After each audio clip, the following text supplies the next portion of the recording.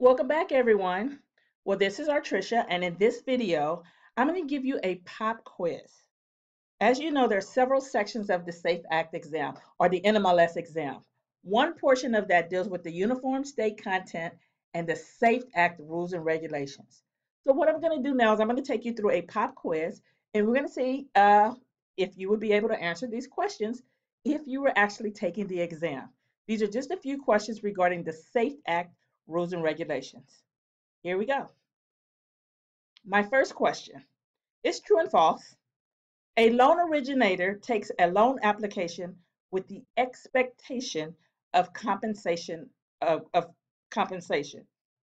Do you think that's true or false? A loan originator takes a mortgage loan application with the expectation of compensation. True.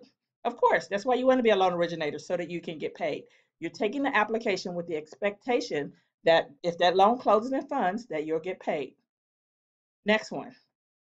If an individual fails the SAFE MLO test, he can repeat the test up to 3 times as part of the same enrollment. So listen to what they're asking you there, because remember, they're always trying to trick you. If an individual fails the National SAFE MLO test, he can repeat the test up to 3 times with the same enrollment. What do you think?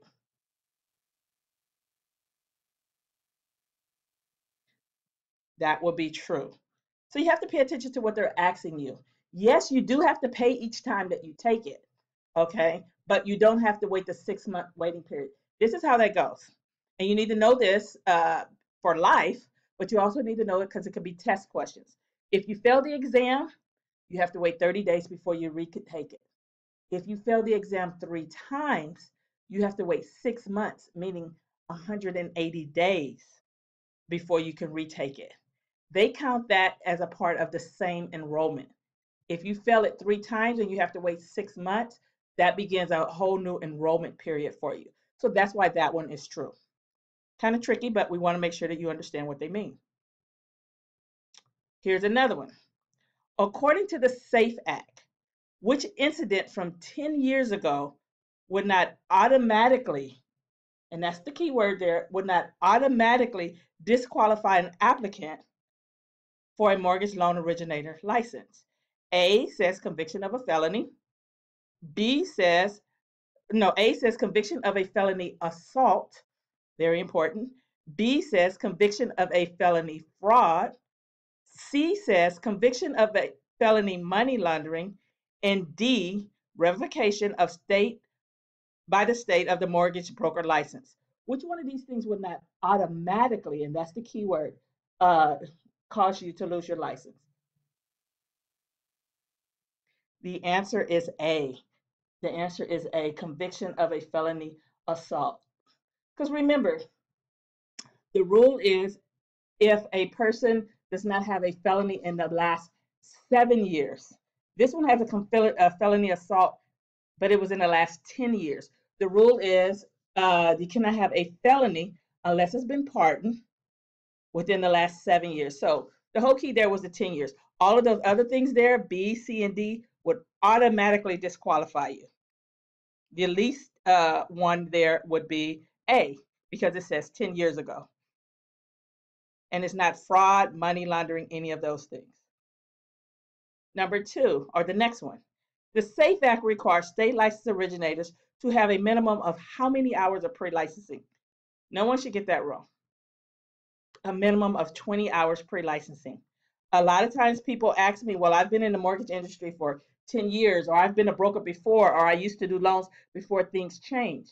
That's correct, before things change. Now, regardless whether you're a broker, you're not a broker, you've been in the business, we all have to come through the same door. We all have to do a minimum of 20 hours pre-licensing. And then once we're licensed, guess what? Every year, you have to do 8 hours of continuing education. So pay attention to the question. Did they ask you how many hours of pre-licensing do you have to do? Or did they ask you how many hours of continuing education do you have to do? If the word is pre-licensing, then it's going to be 20. If it's continuing education, then the answer is going to be 8 hours a year. Next question. An MLO applying for a state license must complete all of the following except. Now, when I do my class, half the class gets this wrong and half gets it right. Okay, so you want to make sure you pay attention because the questions are very, very tricky. If you are applying for a license, you have to complete all of the following except. Pay attention to the except. A, an employment history.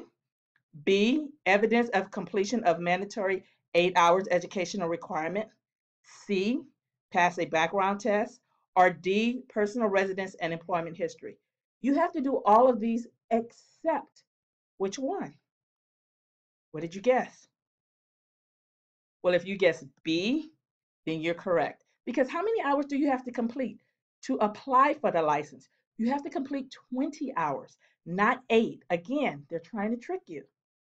You have to do 8 hours of continuing education. But if you're applying for the license, you have to do 8 hours to apply. You have to do 20 hours to apply for the license. Where it says A, employment history, that's your application that you have to complete. That's called an MU4. Everyone has to do that MU4 application. Everyone has to complete 20 hours of pre-licensing, not 8. Everyone has to pass a background check. And on your application, of course, they're going to ask you for your address and any of your employment history. So that's what that one is all about. Next question. The SAFE Act defines a loan originator as a natural person who, according to the SAFE Act, some people are considered a loan originator and some are not. So if you have not studied that portion of any of our training, you want to make sure you do that. A lot of questions about that.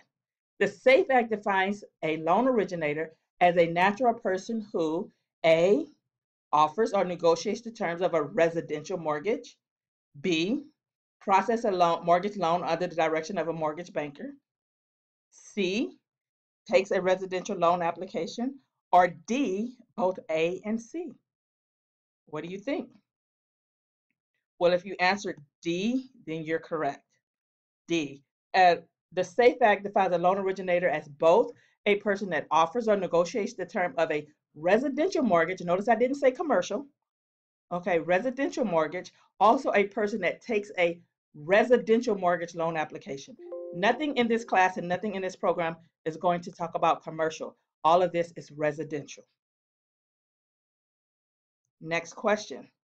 Which of the following is not a required topic under continuing education? You have to pay attention to not.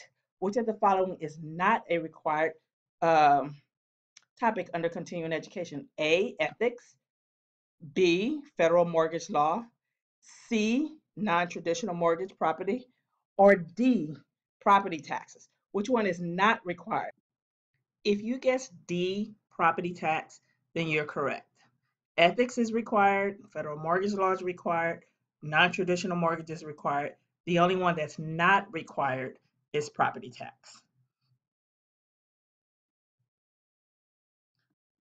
All right, guys, one more.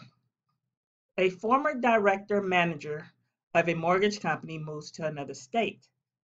The company he left had its license revoked due to one of the principal conviction of fraud. Will he be granted a license in a new state? So here are your options. No, because he was in active management of the firm, but not an active MLO. That's A. B, no, because the state authority has the power to investigate and issue or deny a license, and he was a principal of the firm that lost his license. Or C, yes, he'll be granted a license because his personal MLO was not revoked. Or D, yes, a state cannot hold an applicant responsible for something that happened in a different state. What do you think?